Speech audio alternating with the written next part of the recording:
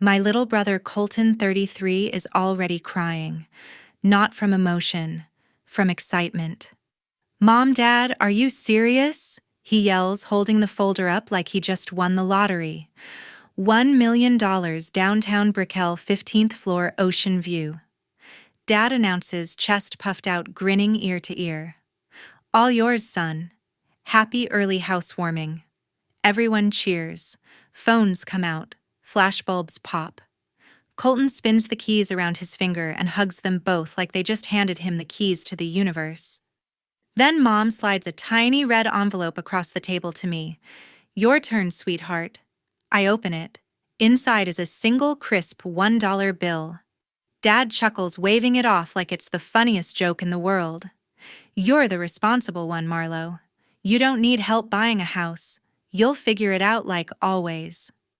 Colton snorts. "Yeah, sis can probably code a whole apartment building before breakfast." The room laughs with him.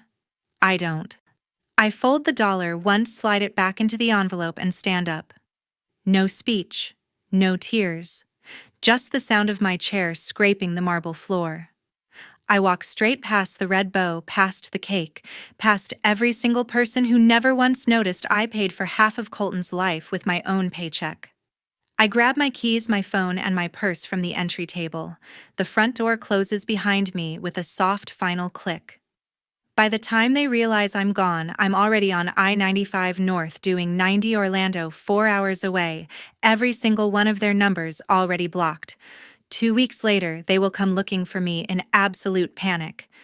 If you want to know why a $1 bill was finally enough to make me disappear forever, stay until the end. Smash the like button if you've ever been the responsible kid, subscribe with notifications on so you never miss a story like this, and let's get into it. The highway lights blur past as I merge onto the Florida Turnpike, doing 85 windows down hot May air, slapping my face like it's trying to wake me up. 4 hours to Orlando, 4 hours to put an entire lifetime in the rearview mirror. My phone vibrates nonstop on the passenger seat until I finally pull over at a rest stop near Fort Pierce, turn it face down, and block every number that isn't work-related. When I start the engine again, the dashboard clock reads 11:47 p.m. My 36th birthday is officially over. I don't cry on the drive. I just replay every moment they always chose him. The 8th grade graduation where Dad missed my speech because Colton had a travel baseball tournament in Tampa. The year I worked 3 jobs to pay for college while Colton James Bennett spent a semester finding himself in Barcelona on their credit card. The Christmas I flew home coach with a broken suitcase and found the living room filled with camera gear for Colton's new vlog setup while Mom handed me a $20 Starbucks gift card and said, "You like coffee, right?" By the time I cross into Osceola County, the sky is turning purple-gray. I pull into the parking lot of a 24-hour Waffle House order, black coffee and hash browns scattered, smothered, covered, and finally let the silence settle. That's when the first message from Jenna Brooks lights up my second phone, the one they don't have the number to. Jenna Brooks has been my college roommate since freshman year at Georgia Tech, the only person who ever watched me Venmo my parents' money and asked why the hell I was doing it. Her text is short: gate code 1124, spare key under the frog, beer in fridge, cry, scream, or sleep. I've got you.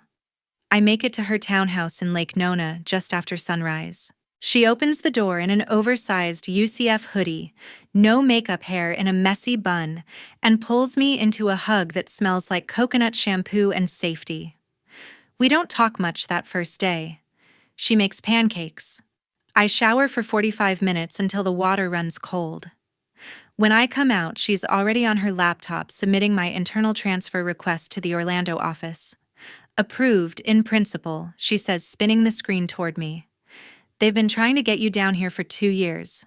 Monday becomes Tuesday, becomes an entire week of sleeping 12 hours a night, eating whatever Jenna puts in front of me, and staring at the ceiling fan. On day 9, I finally open my laptop and schedule the first appointment with Dr. Elena Morales, a therapist, whose reviews all mention the phrase specializes in family enmeshment. The waiting room smells like eucalyptus, and the chairs are actually comfortable. She doesn't waste time. Tell me the moment you knew you were done, she says. I tell her about the $1 bill. She nods, once writes something and says, "Good. That's your line in the sand." Work starts the following Monday. The new office is bright open plan, cold brew on tap. Dylan Harper gets introduced to me in the kitchen on my second day. He's the infrastructure lead, tall, quiet smile, the kind of guy who remembers how you take your coffee after hearing it once. We end up paired on a migration project that turns into daily stand-ups, that turn into lunch burritos, that turn into Thursday night trivia at a bar in Mills 50. He never asks about my life story. He just listens when I feel like talking and changes the subject when I don't. Meanwhile, the old phone, the one I finally charged out of morbid curiosity, has become a horror movie. 211 missed calls, voicemails that escalate from confusion to bargaining to rage. Dad's voice cracks when he says the mortgage company sent a 30-day notice. Mom sends photos of Colton sitting on the floor of the empty living room surrounded by packed boxes captioned, "This is what you've done to your brother." Colton himself alternates between guilt trips and threats to expose me as the selfish sister on his channel. I forward everything to Dr. Morales. She teaches me the word extinction burst and tells me to keep the boundaries exactly where they are. Some evenings, I walk around Lake Eola alone, watching the fountain change colors, feeling the space where guilt used to live, slowly fill with something that might be peace. I buy plants I don't kill. I get a library card. I promote to principal engineer when the quarterly numbers come in. And every single night, Dylan texts the same thing at 10:17 p.m. "Still good," I always answer. Still good. Because for the first time in 36 years, I finally am. 3 months have turned into a rhythm I never knew I was missing. I wake up most mornings before the alarm, brew coffee in a French press I bought, just because the color matched the cabinets, and watch the sun rise over the high-rises from my 12th floor balcony in Thornton Park. The transfer to the Orlando office became official the same week Jenna helped me sign the lease on this one bedroom with the walk-in closet big enough for all the clothes I finally allow myself to own. My new badge says, Principal Software Engineer. The promotion landed quietly after I closed the migration project 2 weeks early and saved the company 7 figures in cloud costs. The RSU grant that vested last month paid for the down payment on a Tesla Model Y I pick up next Friday, no co-signer required. Therapy with Dr. Morales is now every Tuesday at 4. Some sessions I talk the entire 50 minutes, others I just sit and breathe while she waits. She never fills the silence for me. Last week she asked what winning looks like, and for the first time I answered without hesitation, waking up without the knot in my stomach wondering how much money they need this month. She smiled and said, "Then you're already most of the way there." Dylan and I have settled into something steady and uncomplicated. We cook together on Sundays, usually pasta or whatever looks good at the Winter Park Farmers Market, then watch old episodes of The Office on his couch, while his golden retriever steals half the blanket. He knows the broad strokes of my family situation because I told him on our third date, but he never pushes for details or offers unsolicited advice. When I got the first angry email from Dad forwarded by a cousin, Dylan simply took my phone, deleted the thread, and pulled me onto the balcony to look at the stars. That was enough. The money keeps growing. My emergency fund crossed 6 figures, then my brokerage account did the same. I started a small charitable donation every month to a scholarship fund for first-generation college students, the kind of kid I used to be. It feels like closing a circle I didn't know was open. Meanwhile, the messages from Miami evolve in predictable waves. The early ones are pure panic. Mom forwarding photos of foreclosure notices taped to the Brickell building's elevator. Dad leaving voicemails about how the bank froze their accounts because Colton missed 3 payments in a row. Then come the guilt trips, long paragraphs about Mom's blood pressure medication and how the stress is killing her. Colton creates a private Instagram story only family can see, posting throwback photos of us as kids, with captions like, "Remember when we were actually close? I screenshot everything and send it to Dr. Morales for the file." She calls evidence of manipulation patterns. Work friends start noticing the change in me. I laugh louder in meetings, volunteer to present at the all hands, and actually take my full lunch break instead of eating at my desk. My manager pulls me aside after the quarterly review and says the team has never been more productive since I started leading the architecture guild.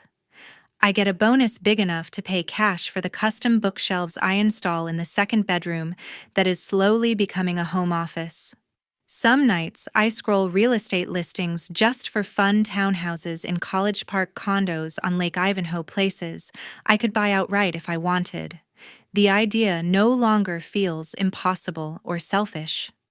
Jenna comes over every other Friday with wine and takeout, and we sit on the floor assembling IKEA furniture, while she updates me on the latest Miami gossip she hears through mutual friends. Apparently, Colton tried to launch a GoFundMe titled "Help Save My Dream Home" and took it down after 48 hours when it only raised $300 from distant cousins. Dylan meets Jenna for the first time at a rooftop bar in Ivanhoe Village. They get along instantly, trading stories about college while I watch them and realize this is what normal feels like: people in my life who celebrate my wins instead of treating them like threats. When Dylan reaches for my hand under the table, I let him hold it without the old reflex to pull away and apologize for taking up space. By the end of month 3, my therapist asks if I'm ready to read the letter I wrote to my parents in session 6, the one I never sent. I tell her maybe next week. She nods and says, "That's fine. Boundaries include timing too." I fall asleep that night with the windows open, city sounds drifting in, and for the first time in my adult life, I don't check my phone before bed to see what fresh crisis is waiting. Summer settles over Orlando like a heavy blanket. Jenna forwards me the first public sign that everything is collapsing, a listing on a foreclosure website showing the Brickell apartment scheduled for auction in 45 days. The photos still show Colton's influencer furniture, the ocean view balcony he bragged about for months, now stamped with a bright red bank-owned banner across every image. Within hours, the family group chat I left explodes with screenshots Jenna still gets from a cousin. Dad lost his job the same week the final payment missed. The logistics company downsized the entire regional management team with no severance. Mom's part-time bookkeeping gigs dried up years ago. Their retirement accounts were already drained to cover Colton's down payment and closing costs. The bank doesn't care about birthdays or dreams. They send certified letters, post notices on the door, and file lease pendants that tank the entire family's credit score into the low 500s overnight. Colton's sponsored content deals vanish the moment brands Google his name and find news articles about the foreclosure. His follower count starts bleeding faster than he can buy bots to fix it. Credit card companies close his accounts one by one, some with balances pushing $30,000 each. The sheriff's eviction notice gives them 30 days to vacate once the auction happens. Mom creates a private Facebook album titled "Please Pray for Us," filled with photos of packed moving boxes and Colton sitting on the floor looking hollowed out. She tags every relative except me. Aunt Karen Gregory Bennett, Dad's older sister, messages Jenna, asking if there is any way I can help smooth things over with the bank. Jenna screenshots it and sends it to me without comment. I archive the conversation. Colton tries a last-ditch crowdfunding campaign called "Save My Home, Unforeseen Family Emergency." He posts a tearful video blaming corporate greed and unexpected medical bills that never existed. It raises $1,100 before he deletes it in shame. Screenshots circulate anyway. Someone in the extended family starts a WhatsApp group called Bennett Family Support that quickly turns into a blame game about who knew the mortgage was in Dad's name the whole time. Dad shows up unannounced at Jenna's townhouse one humid Thursday, driving a rental car because his Lexus is leased and already repossessed. Jenna texts me at work. I tell her to let him in, but stay on the call with the phone in her pocket. From what she relays later, he sits on the couch, hands shaking, and asks if I can co-sign a refinance or take over payments just until Colton gets back on his feet. When Jenna explains I'm not there and won't be, he leaves a manila envelope on the coffee table containing the original deed, with the red bow still taped to it, now crumpled and faded. I open the envelope that night, run my fingers over the ribbon, and drop the whole thing straight into the trash chute. The next morning, the building super texts that someone was seen fishing it out of the dumpster. I don't ask who. Mom's health updates become daily Facebook posts, emergency room visits for chest pain that turn out to be anxiety attacks, new prescriptions, GoFundMe links for medical bills that somehow total exactly the amount needed to stop the foreclosure. Relatives who once congratulated Colton on his big boy purchase now message Jenna privately asking if I'm really as cold as everyone says. Jenna blocks them one by one on my behalf. Colton's final public meltdown happens on Instagram Live, 20 minutes of pacing the empty apartment, yelling about betrayal, unfairness, and how no one understands the pressure of content creation. He accidentally leaves the camera on while calling Mom in tears, begging her to sell the Coral Gables house. Her response is audible. That house is staying in the family. The clip gets downloaded and shared before he can delete it. By the end of the month, the auction date is set. The bank accepts a lowball offer from an investor who plans to flip the unit. The family has 72 hours to remove everything they own. Jenna sends me a photo a cousin posted. U-Haul trucks lined up outside the building. Colton loading flat-screen TVs while Dad stands in the lobby staring at nothing.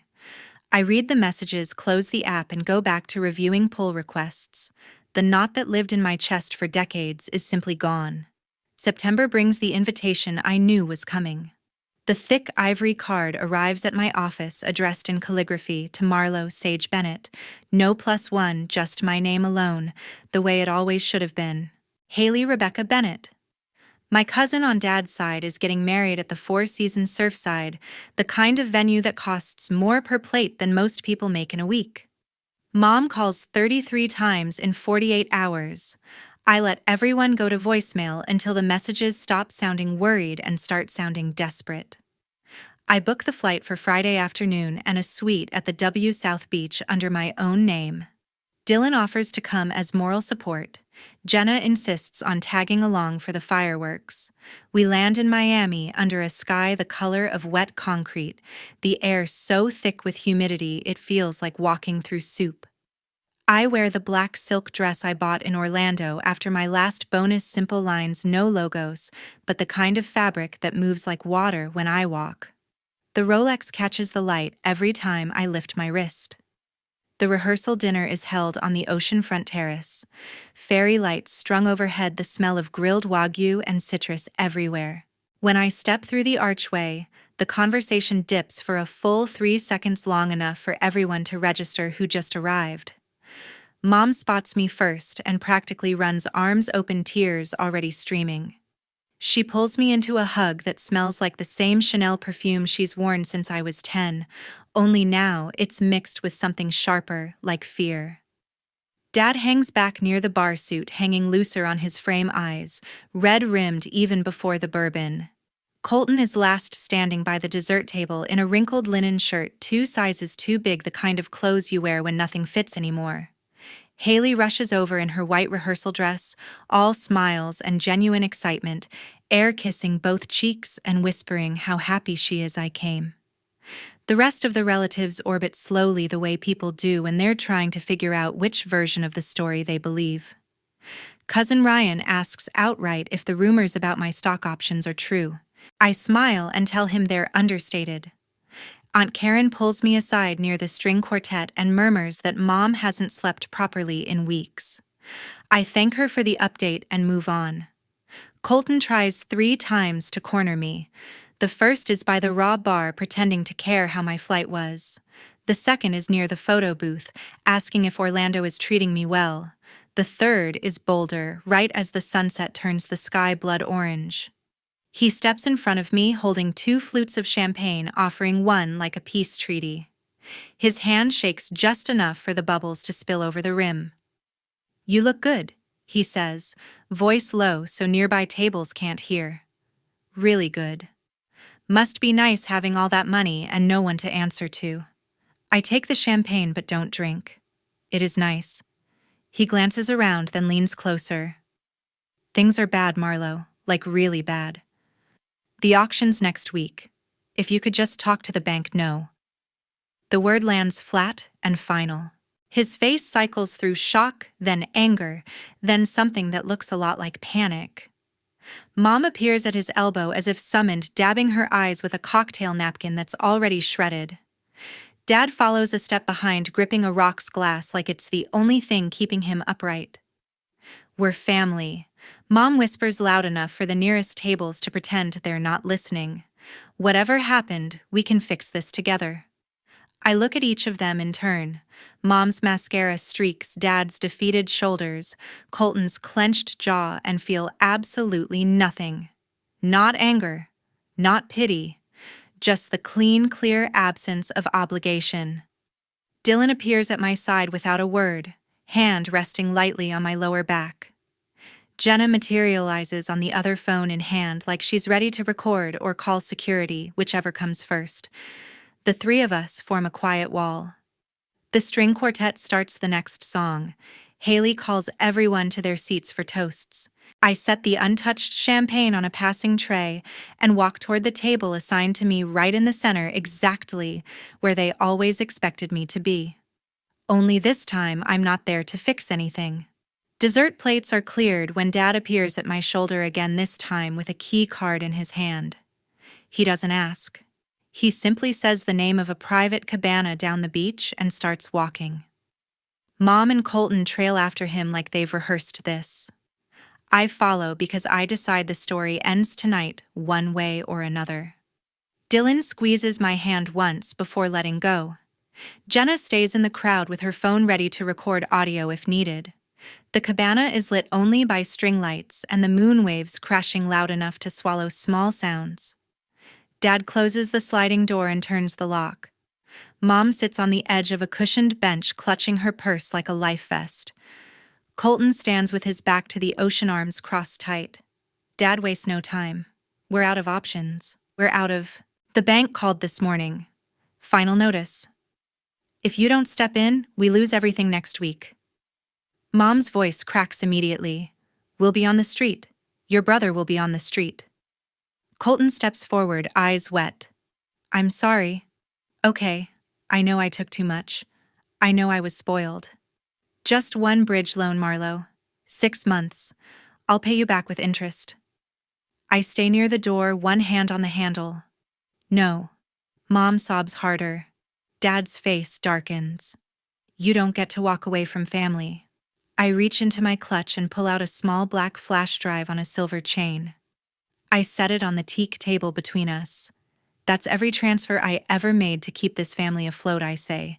$438,422.19 to be exact.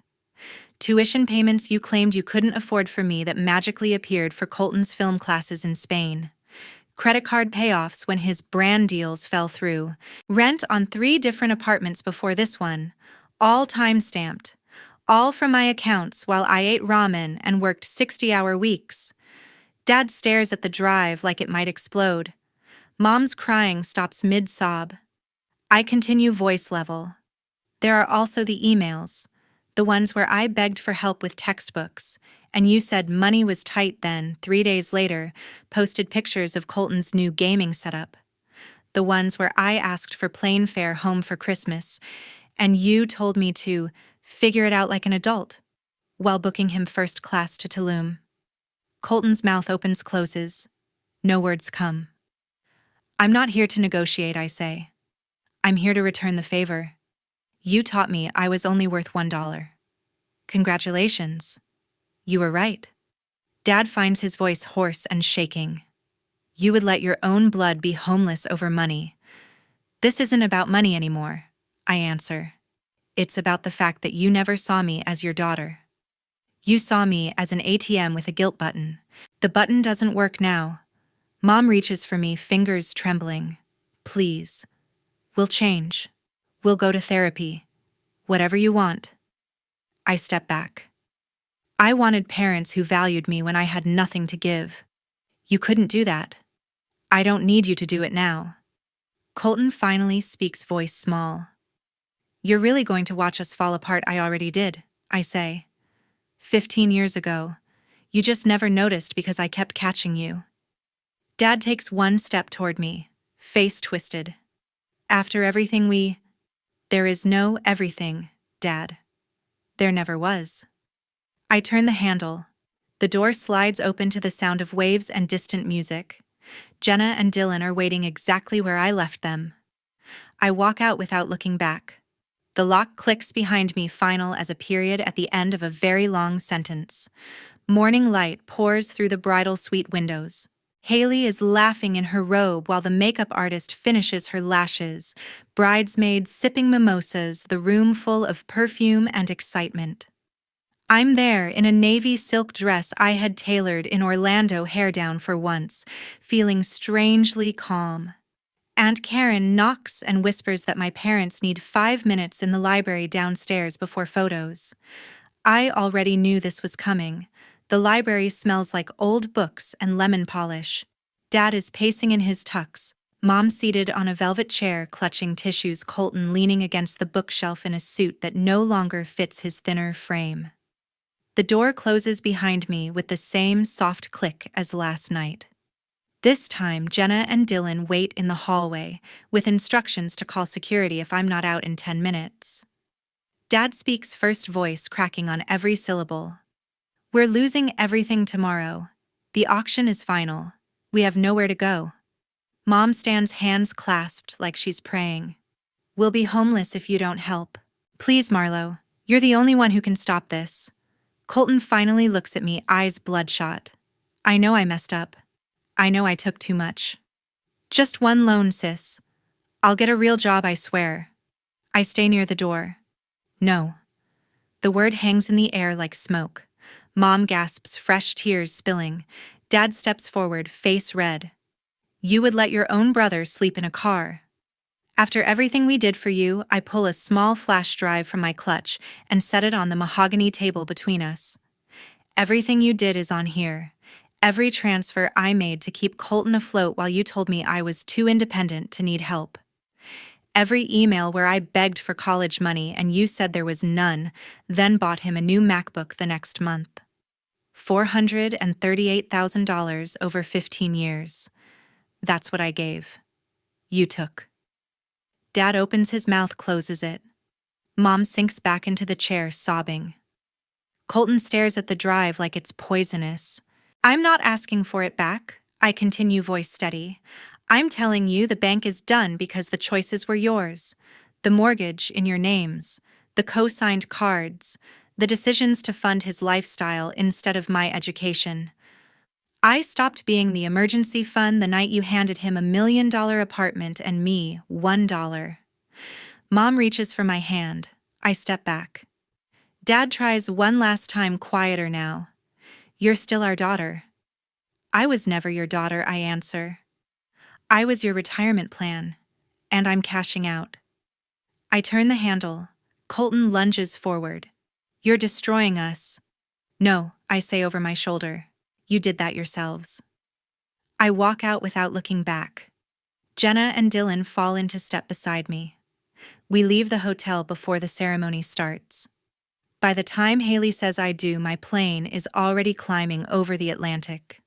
1 year later, Christmas lights twinkle across my new townhouse in College Park, the one I bought outright with cash. Dylan is in the kitchen carving the prime rib while Jenna sets the table for 12 friends from work. Neighbors, people who chose me and whom I chose back. The tree is covered in ornaments we picked together on a trip to Asheville. No childhood ghosts hiding in the branches. My phone is peaceful these days. The old numbers are blocked for good. What news I get comes secondhand through cousins who still talk to Jenna. Dad's credit is ruined for at least 7 years. They sold the Coral Gables house at a loss to avoid foreclosure on that too, and now rent a 1-bedroom apartment in Hialeah. Mom works part-time at a grocery store, something she hasn't done since before I was born. Colton drives for 3 different apps 14 hours a day, lives in a studio the size of my walk-in closet, and deleted every social media account after the last sponsorship fell through. They still post occasionally on a joint Facebook vague prayers about forgiveness and family hardship, tagging me in comments I never see because I'm not there. The few relatives who reach out get the same polite response, I wish them well, but I am no longer available. Dylan proposed in November on the balcony during the first cold front ring, simple moment, perfect. We're getting married next fall, small ceremony on the beach at Canaveral, only the people who showed up for me when I had nothing to offer but myself. Some nights I think about the red bow crumpled in that dumpster and how something so bright marked the exact moment I stopped dimming my own light. Dr. Morales says closure isn't a destination, it's the absence of the need to return. I believe her. The doorbell rings with the first guests. Laughter fills the house before anyone even takes off their coats. I look around at the faces that stayed the life I built from the ground up and realize the $1 bill was the most expensive gift I ever received. It bought me my freedom. And freedom, it turns out, is worth every single penny.